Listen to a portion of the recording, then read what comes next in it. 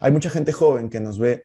Entonces, la pregunta que yo tengo para ti es, ¿qué habilidad te gustaría haber desarrollado antes en la vida? O sea, ¿qué habilidad consideras tú clave que podrías haber desarrollado antes o que recomendarías a alguien joven que comience a desarrollar ya mismo? Pues mira, yo- hay muchas. En este caso, la que me viene ahora en la cabeza es la capacidad de desafiar las estructuras existentes. Es decir, yo durante una época de mi vida, cuando era joven, era una persona bastante sumisa. Es decir, me lo creía todo. Me decían que entonces, la capacidad de cuestionarme lo que me dicen, pero no como esta rebeldía agresiva, sino cuestionarme y decir, bueno, ¿esto por qué tiene que ser así? A lo mejor puede ser de otra manera. Ese cuestionar te lleva a explorar por sitios completamente diferentes. Pondré un ejemplo para que se me entienda mejor. Uno de mis grandes héroes en el campo de la investigación es el profesor Hans Selye.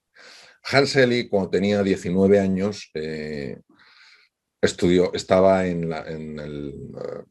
la parte clínica de sus estudios de medicina en Praga, en Checoslovaquia. Él era de origen húngaro, estudió medicina en Praga.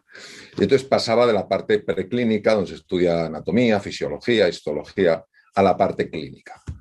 Y entonces en la parte clínica un profesor muy renombrado llevó a una serie de enfermos y todos tenían algo en común. Todos se encontraban mal, todos tenían fiebre, todos tenían un aumento del tamaño del hígado, aumento del tamaño del bazo, una serie de cosas, ¿no? O sea, compartían eso, pero él dijo, bueno, realmente no sabemos lo que tiene ninguno de estos enfermos, porque todavía no ha aflorado la verdadera enfermedad. Y entonces Hansel, que tenía 19 años, dijo, pero profesor, todos ellos tienen algo en general.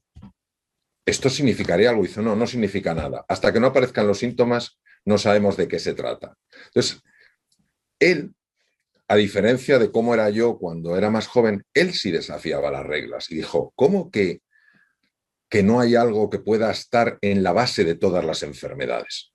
Es que a lo mejor hay algo que en la base de todas las enfermedades nos muestra un camino para resolver muchas de las enfermedades. Es decir, vamos a imaginar que un problema de corazón, un problema articular o un problema cerebral, cuando se manifiestan, obviamente, el cardiólogo dice, ah, es un problema cardíaco. El neurólogo dice, es un problema cerebral. El traumatólogo, el reumatólogo dice, no, es un problema de una articulación. Pero ¿y si todas o muchas tuvieran un foco en común? Entonces, él tuvo una conversación con el profesor y le dijo, no, no, esto es una tontería, esto no representa nada hasta que no aparece lo fundamental. La diferencia es que Hansel sí era una persona que desafiaba las reglas, dijo, esto no tiene sentido. Y entonces, cuando tenía 10 años más, él estaba en la Universidad McGill de Canadá y empezó a explorar esto. Y es el que descubrió todos los mecanismos del estrés. Hoy en día sabemos que detrás de la mayor parte de las enfermedades, por no decir de todas, hay un trasfondo de estrés crónico. Entonces, es lo que te quiero decir. A mí me hubiera gustado, cuando era más jovencito, desafiar más lo que me daban por hecho, lo que me daban por cierto, lo que me daban por seguro. Creo que fui demasiado sumiso, acepté mucho lo que había, pero claro, conforme he cumplido más años y he visto cuánto experto hay que dice que lo que comenta es incuestionable y resulta que luego es totalmente cuestionable, pues obviamente hoy es una persona mucho más curiosa, mucho más inquieta y que desafío mucho más los temas.